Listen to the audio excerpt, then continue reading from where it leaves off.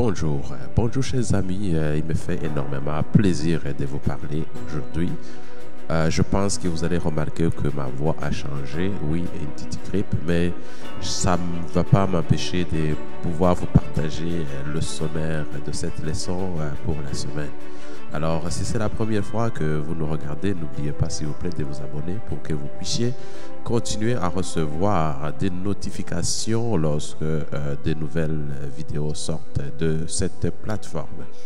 Le verset à mémoriser de cette semaine se trouve en Apocalypse chapitre 21, verset 5. Et celui qui était assis sur le trône dit, « Voici que je fais toutes choses nouvelles. » Et il me dit, « Écris, car ces paroles sont vraies et fidèles. » Notre planète était un endroit parfait, fait pour des êtres parfaits. Tout était très bon, n'est-ce pas? Cependant, la souffrance et la mort sont apparues avec le péché, dégradant ainsi ce monde parfait. Ésaïe a eu un aperçu de la rénovation ou de la renouvelation complète que Dieu va faire sur cette terre. Pierre aussi a rappelé cette promesse dans 2 Pierre chapitre 3 verset 13. Enfin, la Bible se termine par une vision claire, encourageante de la nouvelle terre. Un lieu où chacun pourra vivre s'il le souhaite. Alors, si vous lisez des livres comme l'Apocalypse, vous allez vraiment trouver à quoi va ressembler un peu cette nouvelle terre.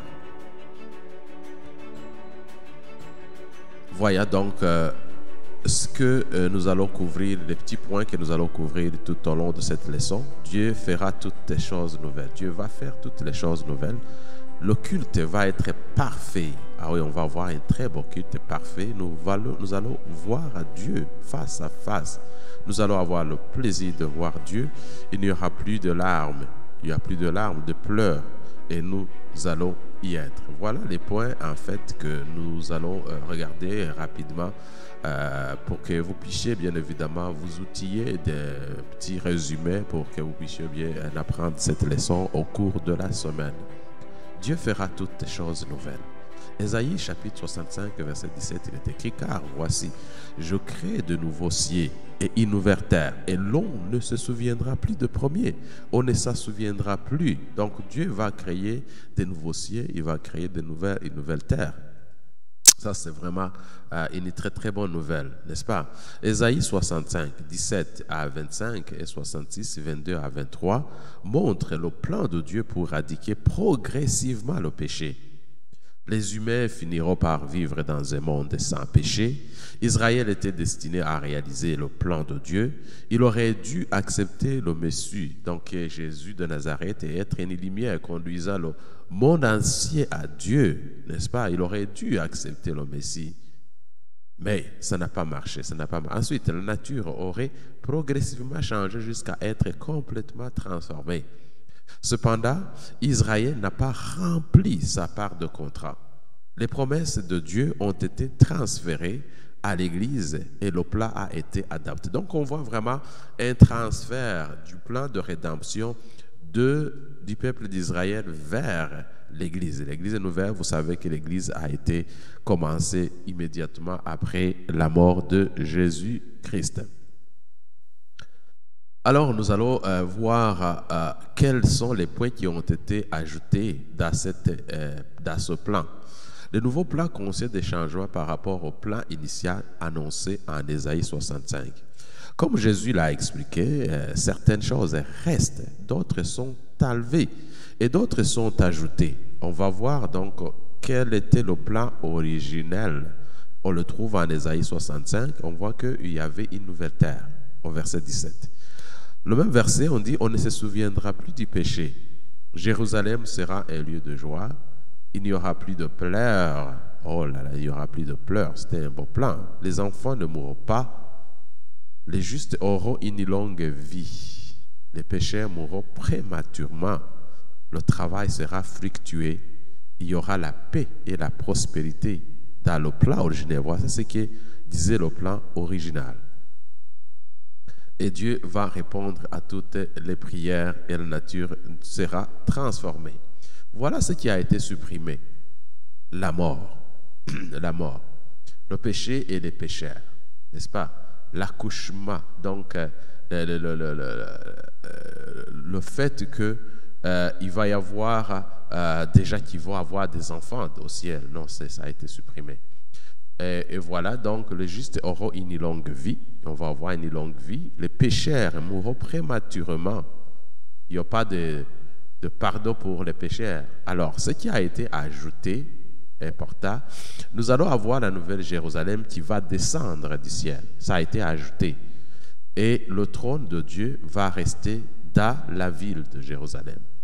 On trouve ça dans l'Apocalypse 22, verset 3. Dieu lui-même vivra avec son peuple physiquement et en permanence. Moi, ça, c'est un très, très beau plat parce que nous allons vivre avec Dieu physiquement et en permanence. Donc, c'est quelque chose de très, très bon.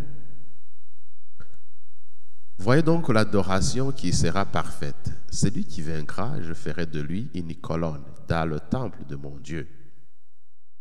Tant à l'époque d'Israël que de nos jours, les gens adorent Dieu en esprit dans les lieux de culte, sans qu'il soit physiquement présent, n'est-ce pas? Donc, on ne voit pas Dieu juste à côté sur le banc d'église, non?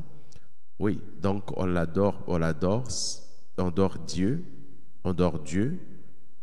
sans qu'il soit là physiquement.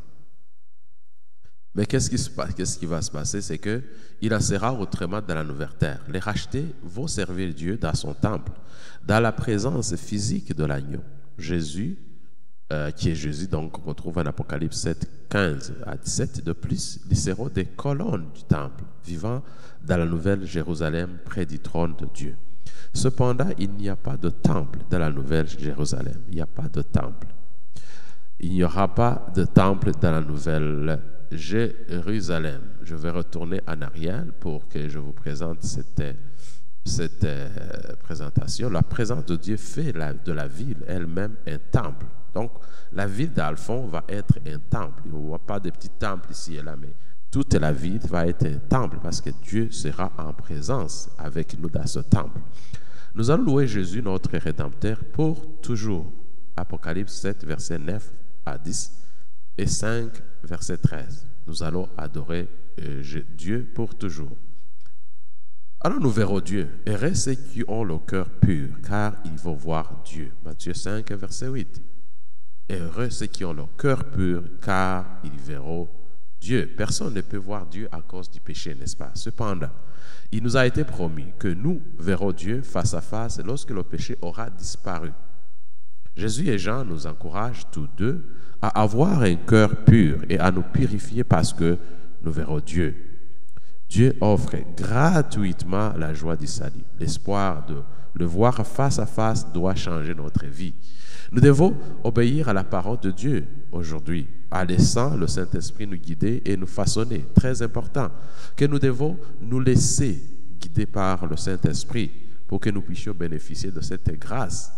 Parce que lui, c'est lui qui va nous ramener sur le bon chemin quand nous dérapons. Il n'y aura plus de larmes. Ça, c'est un bon message. Et Dieu essuiera toutes les larmes de leurs yeux. Il n'y aura plus ni mort, ni tristesse, ni cri. Il n'y aura plus de douleur, car les premières choses ont disparu. Alléluia. Apocalypse chapitre 21, verset 4. Les premières choses ont disparu.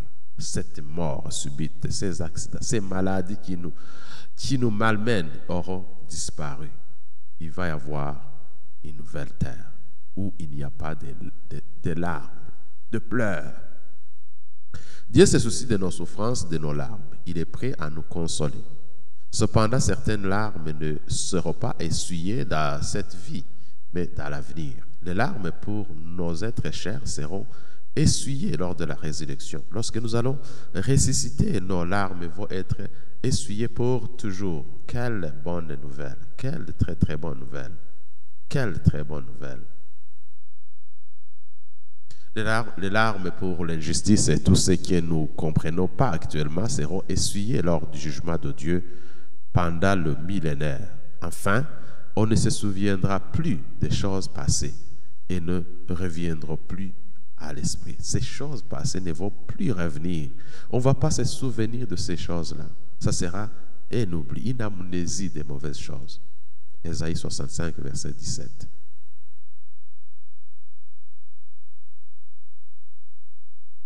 Et nous allons être là, chers amis. Tu vas être là. Je vais être là. Je prie pour que nous puissions être là.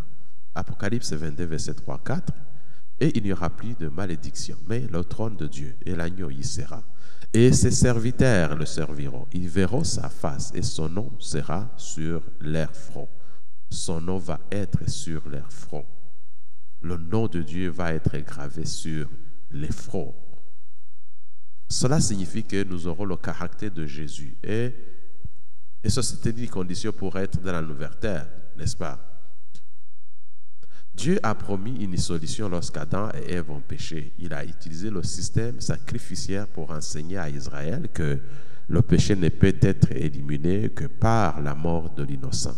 Le Messie Jésus de Nazareth. On devrait sacrifier un innocent pour que nous puissions être rachetés. Il a fait tout ce qu'il était nécessaire pour nous pardonner et nous transformer. Il nous suffit de l'accepter par la foi.